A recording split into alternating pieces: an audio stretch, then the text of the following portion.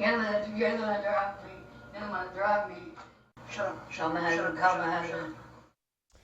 Last night, our Cake Eye Team investigation looked into allegations of abuse at Victoria Falls Nursing Home in Andover. Our story led to a newly proposed bill in the State House that may lead to changes in regulations of nursing homes in Kansas. Tonight, though, what happened to the people in the state that the state says were responsible for physically and verbally abusing 61-year-old Donna Culture?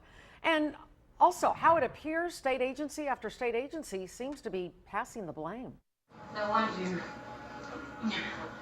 You're gonna drop me. You're gonna drop me. 61-year-old Donna Culture has dementia, but she clearly remembers that it was this RN who had dropped her on the floor and left her in the dark 25 minutes earlier.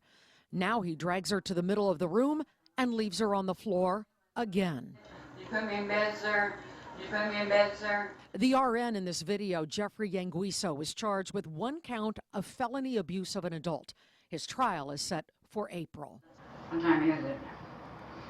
I don't have a In the videos, you will notice that CNAs verbally abuse my mother just about daily. The state of Kansas agreed and said there were at least 2 nurse assistants in the video responsible for that repeated verbal abuse and recommended that neither work in a nursing home in Kansas again.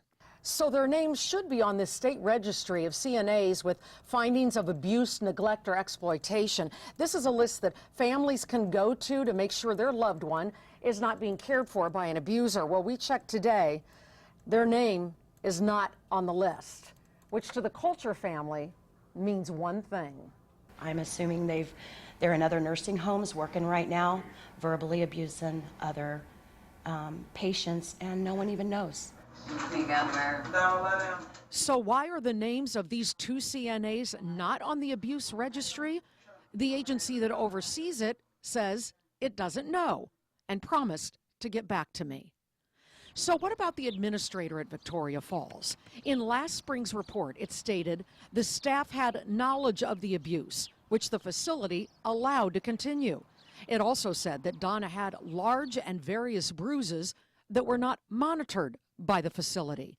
Yet when it came time to discipline the administrator at Victoria Falls, the Board of Adult Care Home Administrators decided to simply issue a letter of reprimand, strongly suggesting completion of additional education on preventing abuse, instead of revoking her license altogether.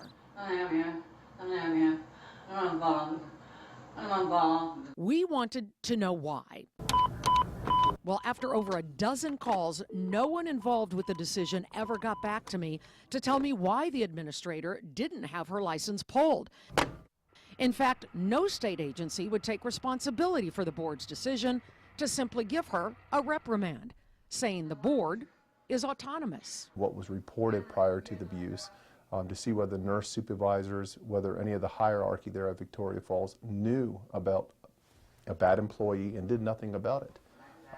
We're entitled to that information. Okay, that's Attorney Dan Giroux. He says the family got tired of waiting for answers, so they have filed a civil suit against the nursing home, hoping that in the process, the answers will come. And late today, I did receive a statement concerning the discipline of the administrator at Victoria Falls. It said that the investigative committee reviewed the most material of any case in the past 12 years before deciding on a letter of reprimand. Meanwhile, a lot of you have asked me about Donna Culture, so here are some pictures of Donna Culture today. Her family tells us she is happy at a facility in Rose Hill, and they say the bruises have gone away. Now, the Cultures suggest using a hidden camera if you suspect your loved one is being abused. And in case you missed part 1 of Nursing Home Nightmare, you can watch it on our website. Just click on the iTeam tab.